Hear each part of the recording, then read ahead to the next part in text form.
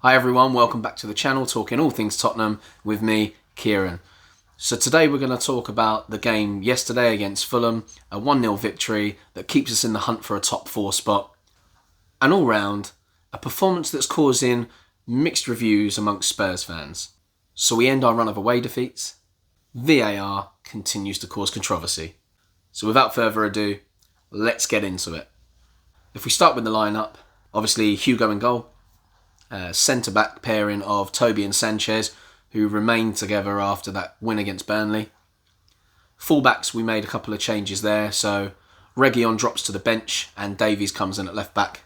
And Aurier not in the squad at all and Doherty playing left-back. I can only assume the reason why Aurier wasn't playing was because maybe a slow recovery after the Burnley game. He did come off in that game. Possibly with a knock, possibly feeling tired. Nothing was commented about on that, but that's just an assumption of what that could be there. In midfield, we keep that deeper pairing of Tanguy and Ndombele with Hojberg. No surprises there whatsoever. And then further forward in front, Son again on the left, Bale again on the right, retaining his place. But this time, Lucas drops to the bench for Dele and then Kane up top. I don't think Lucas will be too fussed about having to drop to the bench because by the sounds of it, Mourinho has put him there because he needed a rest and deserved a rest. And as we saw later in the game, he did come on to give us a hand to grind out that 1-0 victory. A player that may feel slightly unlucky is Eric Lamela. I mean, I personally feel that in all the games he's played in recently, he has played well. He has affected the game in not just an attacking sense, but I believe his work rate and his defence has been good, as we saw when he came on today. So you never know, there may be a start looming for Eric Lamela in the future. Or does Jose just like him to come from the bench because he provides a lot of energy and helps us shore up those games? So if we talk about the actual game now, both teams were sort of at it from the start. And as this first half and second half progressed, you actually felt like it wasn't a typical Tottenham-Fulham game. It had a bit more steeliness about it. There was a lot of tackles flying in. So after the first, 5 to 10 minutes, where the teams try and settle in, we begin to take control in the game. 11 minutes in, we almost had a recreation of the Son-Bale combination that we had at Burnley. Son, whips the ball in. Bale moves onto the ball. Unfortunately, he doesn't get a clean strike straight away. It sort of gets stuck in his feet, takes the shot, and that is saved. The goal wouldn't have counted anyway because of an offside decision. But that's just nice to see some early link-up play between those two again. After that, we really begin to take control. We didn't have to wait too long for a goal. 19 minutes in, the ball's in the back of the net. In this goal, we see Bale play the ball into Dele, who puts it out wide to Son. Son takes on Aina, puts the ball across the box. Dele Alli has made, from quite deep where he actually started and played the ball, makes a nice run into the box, gets connection with it. Ball's in the back of the net. Dele Alli wasn't awarded with the goal. It was actually given as an own goal against Tosin. And when you look at the replays, it shows that the ball was going to go wide. Who knows? Harry Kane was lingering. He might have got a touch on it. But who cares? Dele Alli was in a good position. It's an important touch because that changed the direction of the ball, which led Tosin onto it. And it's a goal. It's another good combination between our attacking players. So from an attacking point of view, we're on it. As the half goes on, we create more and more chances. Some people have been saying that we're a little bit wasteful, to be fair. We could have had more goals. Son hits a ball from 25 yards out. We also have the Harry Kane header that was pretty poor. He definitely should have scored that. I don't think he really looked around to see how much time he had. May have even been able to take a touch and volley it in. But from a Harry Kane perspective, he's usually deadly with his head, and you would expect him 9 times out of 10 to be putting that in the back of the net. But during this middle chunk of the first half, you just see tackles flying in everywhere. Not just from Fulham, but from us as well, which is a great thing to see. It was kind of scrappy in the midfield area. And that's great to see from us as well, because it just shows that we're back on it. The players looked hungry. There was a lot of pressing going on in that first half from everyone. So in that respect, it was really good. Fulham, obviously, they're desperate to claw their way out of that relegation battle. So you expect that from them. But it was good that we were just matching them for energy throughout that whole first half and having the better attacking play. Later on in the half, Son has a chance, which he headers wide. For most of the first half, Fulham were kept fairly quiet in terms of chances. I felt that most of their attack in the first half was coming down the right-hand side, attacking our left. So Ben was the busier of the fullbacks in that half. I feel like Cavaleiro is a good player and he causes quite a bit of trouble. He's played a number of different positions for Fulham this season, but I do feel like when he's out wide there, it's his best position. He's a tricky customer. He's strong. He did get the equaliser against us in the last game. But all in all, I feel like we did well enough to keep them quiet in the first half, but they did have a chance right at the end, and they're very unlucky not to go in 1-1. You expect a player of Lemina's quality to at least be getting a shot on target from there, but from 16 yards out, he comes in and he blasts it over the bar. Completely wasteful. Scott Parker would have been head in hands at that moment. That was their chance to get back in the game, and it went begging. So taking from that first half, we were quite dominant overall. As I said, it was quite scrappy in the centre, tackles flying about, but we controlled the ball well when we had it. We had some good link-up play between our attacking players. I mean, Bale was a bit quieter than he was in the Burnley game, but it's a different kind of game. I feel like Burnley really let us in and gave us the initiative, whereas Fulham were quite quick to try and close us down, so we had to be a lot more intelligent to create the chances that we did. And I feel like we did well there. But once again, the biggest moan that we've got from that first half is we're wasteful. We create enough chances to put the game to bed. And this was one of the main problems that we had in the first part of the season, where we're creating chance after chance after chance. We're not putting them away, and then we end up being punished. The players come out for the second half.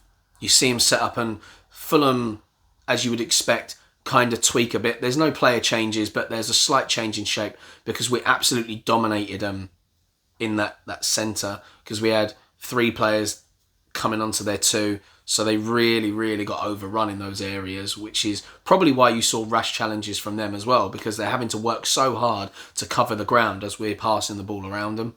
And because of those changes, Fulham take the initiative.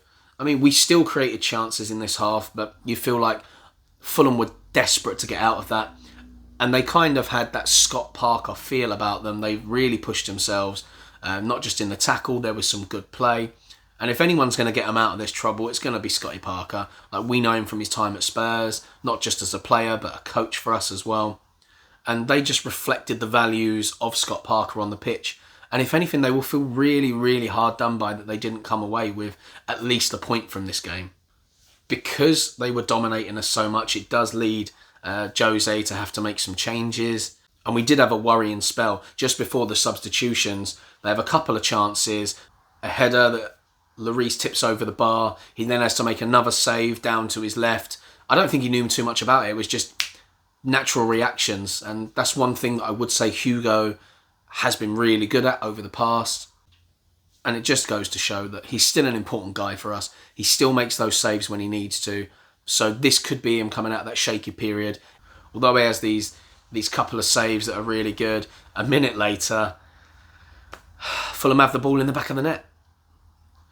And luckily for us, it was ruled out by VAR. Now, it is what it is.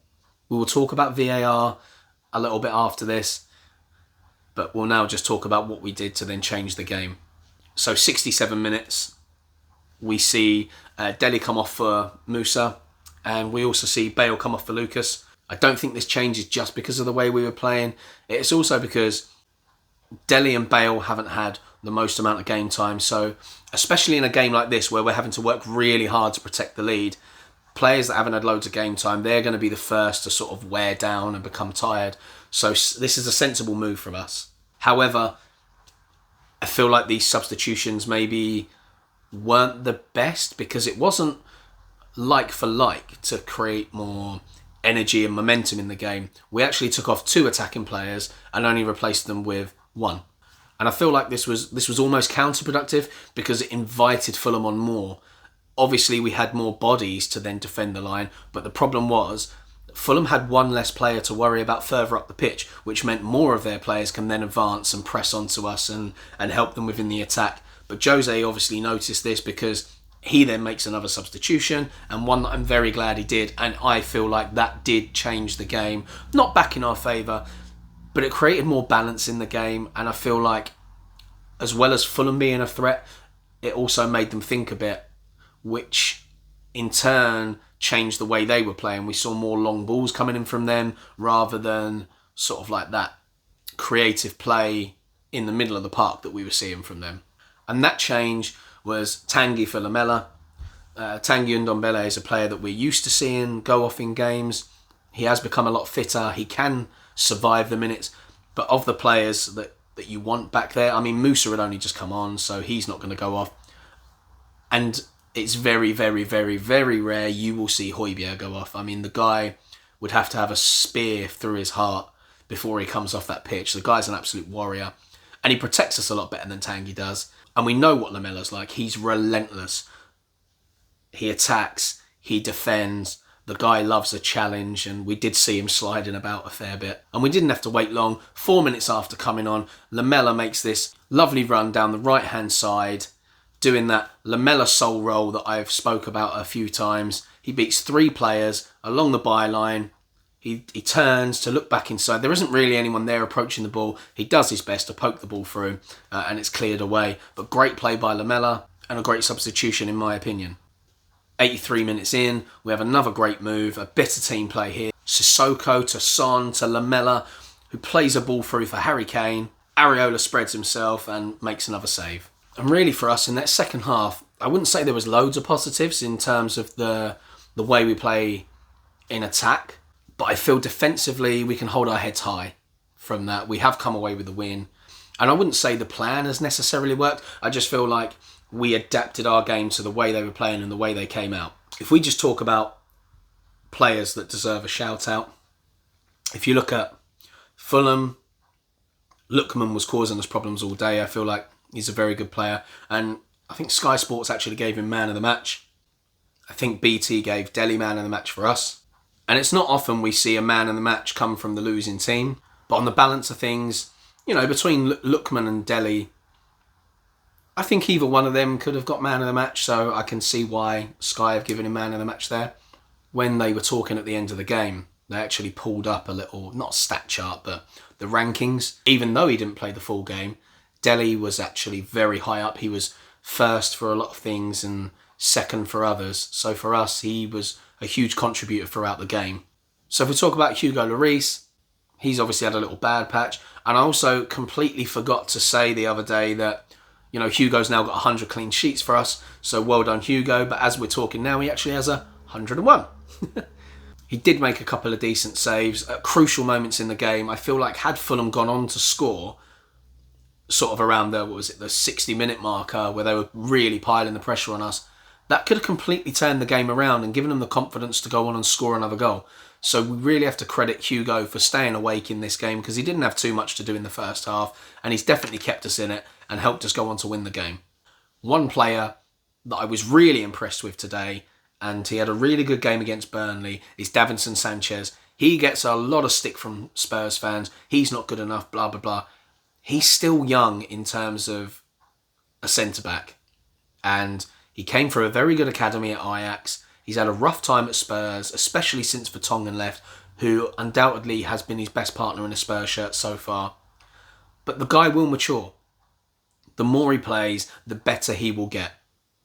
And it was another game today where he made some really important challenges. And in most games, we do see Sanchez, he makes really important blocks. He's got good pace. He closes people down. And so many balls get smashed at him and he just gets his body in the way. But today, he didn't make those mistakes that we've seen him make. And I think that is down to the fact that he's feeling confident. He's getting a good amount of regular game time. We're not seeing these big periods where he's stuck on the bench. And that's great news for him. And it's great news for us. And he had this really big moment where Loftus-Cheek was making a breakthrough and then Sanchez puts his leg in front and it's almost like a step over to win the ball. And he turns and puts the ball clear.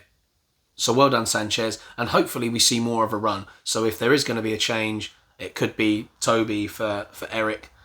Another talking point where I want your opinion as well. So if you can put some comments about how you feel about this. Does Lamela need to start? We've seen now that he's on a good run. He's putting in great performances. He's creating chances for other people. Defensively, he always does the work. He's very passionate. So do we start him now? Or do we feel that he's actually better coming off the bench with loads of energy and it means the opposition at a moment where maybe they're looking for a goal, they need to focus on this guy because he's running about everywhere. But with the chances he's creating, maybe it's time for him to get a start. I don't know. Let me know below. Do you think it should be Lucas or Dele or Lamela? Now, there's no getting away from this. We need to talk about Joachim Andersen for Fulham. I feel like the guy had an incredible second half. It was reminiscent of Michael Dawson's long balls, or when Toby manages to play those long balls. The guy was almost playing like a quarterback. He was just picking passes for fun, flying them out to that left-hand side. It was causing Doherty all sorts of problems because they were making intelligent runs down there. So many of those balls were accurate. They are long, long balls. You know, so some of them were deep into Fulham's own half, pinged across to just outside our 18-yard box on the left. You know, he's a good defender. He is somebody that we were linked with in the past. How true that is, or whether it was, you know, media or agent talk sparking that. The guy looked good.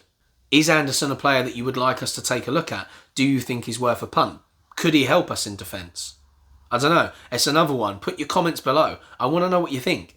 So now it's time to talk about VAR. Since VAR has been introduced, it's been very controversial. So if we talk about the handball rule, it's not the rule itself that has been the problem. It's the interpretation of the rule. So we saw a lot of if the ball touched a player in the box, that on the defending team, it's going to be a penalty. Like, unfortunately, as Tottenham fans, we saw against Liverpool in the Champions League final, but we've seen plenty of penalties given where, you know, the players have got their hands or arms in positions where they're not interfering with the ball, and they've been given as penalties. So that caused a lot of controversy earlier on in the season, at the end of last season. Now the interpretation is if it touches an attacker and then directly leads to a goal, it has to be disallowed. And the players themselves don't really understand the interpretations of the rule. As you saw, even a couple of minutes after the goal was disallowed, Fulham players were going up to the referee, pleading their case. And where do you stand on it? Because I actually feel they were really harshly done by. There was nothing he could do about that. He didn't guide the ball on. It's just one of those things. The rule states if it leads on to a goal, it's a handball. But really, if that happened to us, we wouldn't be happy. We'd be the ones moaning today. So I feel from that aspect, Fulham were really hard done by. And there is going to be a discussion, and I think it's actually happening today. IFAB meet once a year to talk over rule changes and things like that. And that is one of the things on the agenda today. So we will probably see a rule change next season, or if not a rule change, certainly an interpretation change. So things will be a bit more clear, because why should it be one rule for the defenders and one rule for the attackers? It's completely inconsistent and unfair. And offside has got to be another one they're going to look at, because how can you be offside by a centimetre, a millimetre, an inch? It's completely ridiculous. And, you know, before we were used to, there had to be some clear daylight between the players for them to be offside, and that made more sense. And the other thing that actually annoys me at the moment is they're no longer putting the flag up when it's offside. They're waiting until the next phase of play starts, which is really irresponsible in a sense, because injuries can occur in that time.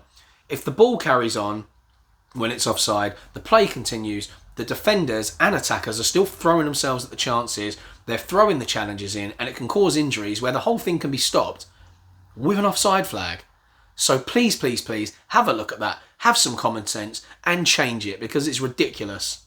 Now, I'll calm down a little bit. We'll just talk about the post-match interviews. They interviewed Toby, Pierre, and Jose. Toby's interview wasn't anything exciting. He was just, you know, talking about that we defended well, we deserved to win, and yada yada. Very, very generic interview, and almost felt like he just wanted to go home after putting in a very defensive shift in that second half where we came under pressure constantly. Hojberg described the game in a way that I really liked. He said sometimes these games are beautiful ones, and they're beautiful because we had to work really hard to protect our lead and get the win. He reiterated what we all know. It's been a tough season with games coming thick and fast, which they're not used to. And he was also asked about the fact that he's played every single Premier League game for us so far this season. And he was saying that, when he's selected, he will always give his all for the team. And even if not selected, he will give his all in support of those players that are playing ahead of him. This guy is a fantastic player, a model professional. You don't need to give him a captain's armband because he does the job anyway without it. He's fantastic. He's constantly talking to people. This guy will make a good tackle and he will stand there and he'll applaud himself for making a great challenge. That is what we want. This guy has fight, spirit, and he's been a great addition to the Tottenham squad this season. And when Roy Keane was talking about none of the other players in the Spurs squad other than Son and Kane would be looked at by any other team, I think any team in the world would be lucky to have a player like Hojberg in there. The guy is fantastic. So Jose had his 2 interviews. He had the one at the side of the pitch and then he had his press conference.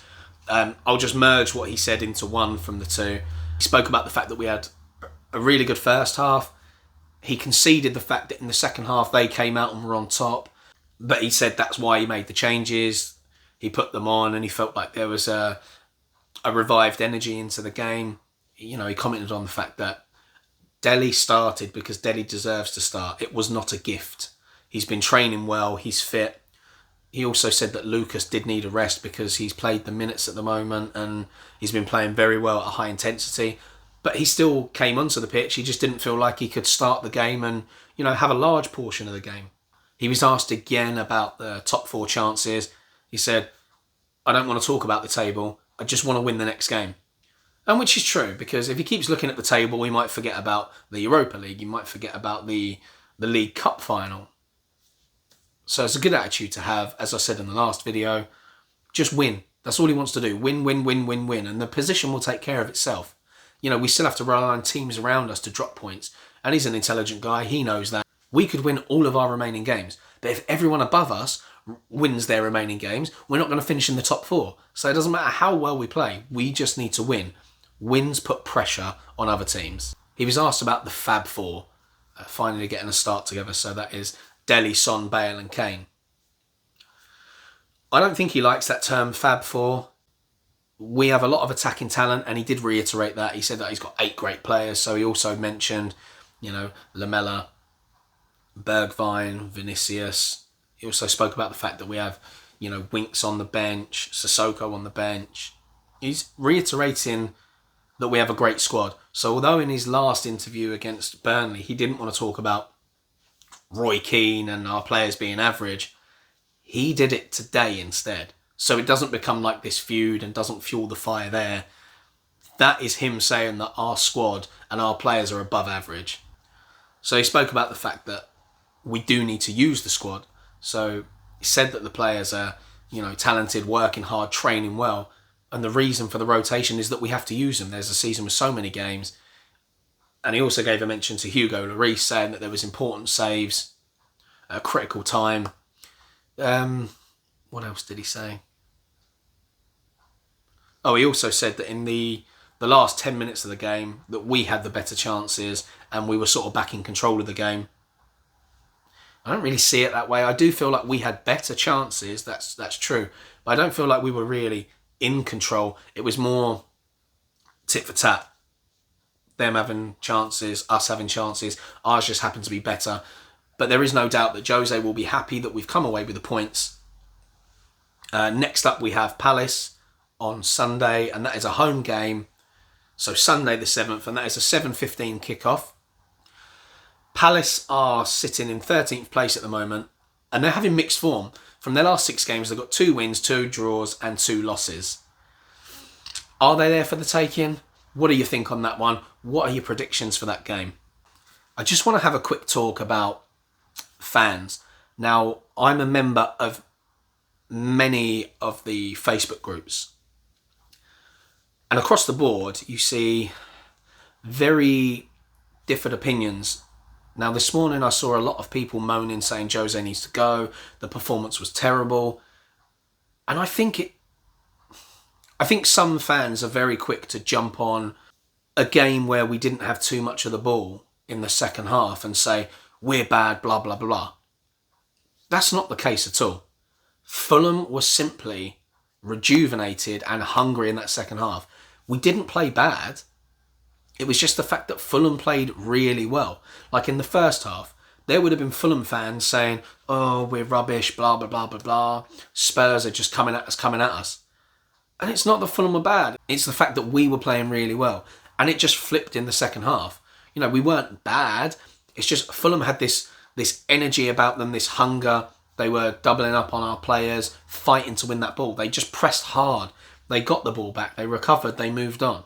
So I just want people to have a bit of common sense when they're looking at these games. Jose doesn't need to go. It's a difficult season. Once fans are back in the stadium and things are back to normal, that is when we should be judging our managers, because as we've seen, Liverpool aren't in the top four. Does that mean Klopp needs to go? Are Liverpool bad? No, it's a changing climate, and I think the Liverpool hierarchy know that. It's a difficult season. Teams are going to be in and out of form. There are no fans. So is there really a home advantage? Not really. And I think that's displayed. And the fact is, there are so many teams that can finish in this top four. This is so tight, it's unbelievable. And we have been seeing that the Premier League has been getting tighter and tighter each year in that race for the top six. I mean, it just used to be a top four, and then there would be a fight for the Europa League. But now we're seeing the fight is for any of the European spots. And that's just the way it is. But with this season especially, things are different. It's tough. Let's judge next season when we have fans back and things are how they should be. So that's it for today's video. If you have any thoughts, any comments, please put them below and we'll have a discussion about it. If you haven't already, don't forget to subscribe to the channel. Please support it with a like. That would be much appreciated. It lets me know that you're enjoying the content. You know, comment below. Are there things that you want to talk about? Future videos that you would like to see? You can also turn on the bell notifications and you'll be notified when the next video comes out. So thanks for joining me today. And as always, come on you Spurs.